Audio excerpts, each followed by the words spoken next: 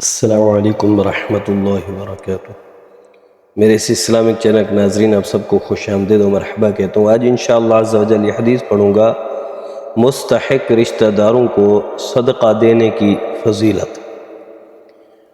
حضرت سلمان بن عامر رضی اللہ تعالی عنہ سے روایت ہے کہ نبی اکرم صلی اللہ علیہ وآلہ وسلم نے ارشاد فرمایا، یہ حدیث سماعت فرمائیں، اذا افطر احدكم فليفطر على تمر فإنه بركة فإن لم يجد تمرا فالماء فإنه طهور وقال الصدقة على المسكين صدقة وهي على ذي الرحم ثنتان صدقة وصلة۔ یہ حدیث سنن ترمذی شریف کے اندر موجود ہے۔ ابواب الزکوٰۃ باب ما جاء فی الصدقۃ علی ذی القرابۃ، اس کا جو نمبر ہے 658۔ آئیے اس حدیث کا ترجمہ سماعت فرمائیں۔ میرے آقا امام الانبیاء حضور علیہ السلام نے ارشاد فرمایا، جب تم میں سے کوئی روزہ کھولے تو کھجوروں سے افطاری کرے، یقیناً کھجوروں میں برکت ہے۔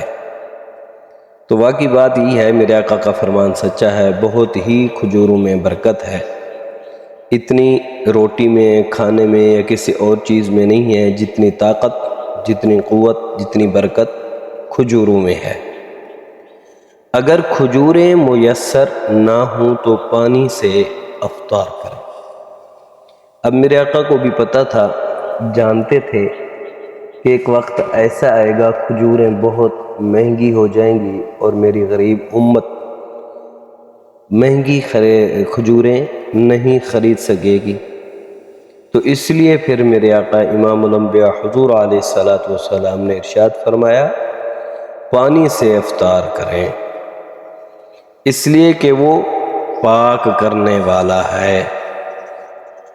آپ صلی اللہ علیہ وآلہ وسلم نے یہ بھی ارشاد فرمایا، مسکین کو صدقہ دینے سے ایک بار صدقہ دینے کا ثواب ملتا ہے، اور رشتہ دار کو دیں تو دگنا اجر ہے۔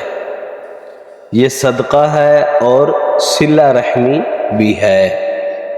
حدیث مبارک میں دو امور بیان ہوئے۔ نمبر 1، کھجور سے روزہ افطار کرنا مستحب ہے، اگر کھجور نہ ہو تو پانی سے افطاری کی جائے۔ نمبر 2، مستحق رشتہ داروں کو جو صدقہ زکوٰۃ کے مستحق ہیں تو ان کو جو ہے دیں، تو عام غریبوں کو دینے کی بنسبت دگنا اجر و ثواب ملتا ہے، کہ یہ صدقہ بھی ہے اور صلہ رحمی بھی۔ یاد رہے کہ اپنی اولاد، ماں باپ، دادا دادی اور نانا نانی کو ایسے ہی میاں بیوی ایک دوسرے کو زکوٰۃ و صدقات واجبہ نہیں دے سکتے، کیونکہ یہ آج کل بڑا عجیب ماحول چلا ہوا ہے کہ ماں کو یا باپ کو زکوٰۃ دے دیتے ہیں، پھر واپس لے لیتے ہیں، یا کہتے ہیں جی میں اللہ پاک نے مجھے مال دیا ہے، میں چلو زکوٰۃ کسی اور کو نہیں دیتا تو میں اپنی ماں کو دیتا ہوں، تو وہ پھر خرچ گھر میں ہی ہو جاتی ہے۔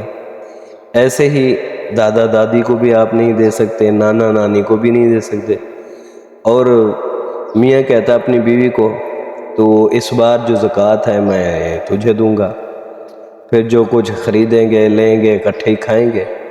تو اس لیے میرے آقا نے منع فرمایا، بھئی وہ رشتہ دار جو اس کے مستحق ہیں ان کو زکوٰۃ دی جائے۔ تو اس لیے اگر بیٹا امیر ہے، مالدار ہے، تو پھر اس کا باپ بھی مالدار ہے، اس کی ماں بھی مالدار ہے، وہ اس صورت میں اپنے بیٹے کا زکوٰۃ یا صدقات نہیں لے سکتے۔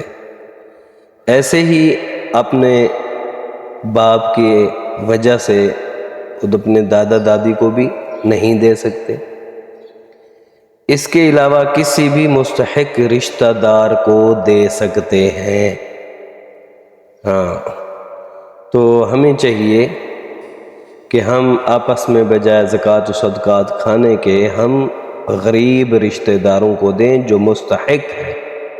ہم کس چیز کے مستحق ہیں؟ آپس میں زکوٰۃ دے کے تو پھر اکٹھے کھا جاتے ہیں۔ تو اس لیے ہمیں چاہیے جو ہمارے رشتہ دار مستحق ہیں ان کو دیں، ورنہ کسی مدرسے میں دے دیں، یا پھر جہاں کوئی بچے پڑھ رہے ہیں۔ اب یہ صدقہ خیرات مدارس میں جو ہے وہاں بچے قرآن پاک بھی پڑھتے ہیں، عالم بھی بنتے ہیں، اور جب تک وہ قرآن پاک پڑھتے پڑھاتے رہیں گے یہ صدقہ جاریہ ہو جائے گا۔ تو اس لیے ہمیں چاہیے کہ ہم اپنے صدقات خیرات اپنے غریب مستحق رشتہ داروں کو دیں، نہیں تو پھر مدارس کو دیں جہاں قرآن و حدیث کی جو ہے تعلیم دی جا رہی ہو۔ تو اس لیے ہمیں چاہیے کہ ہم ان کو صدقات و خیرات دیں، تاکہ وہاں سے جو عالم، جو قاری، جو حافظ بن کے نکلیں تو یہ ہمارے لیے صدقہ جاریہ بن جائے۔ دعا ہے اللہ تعالی ہم سب کو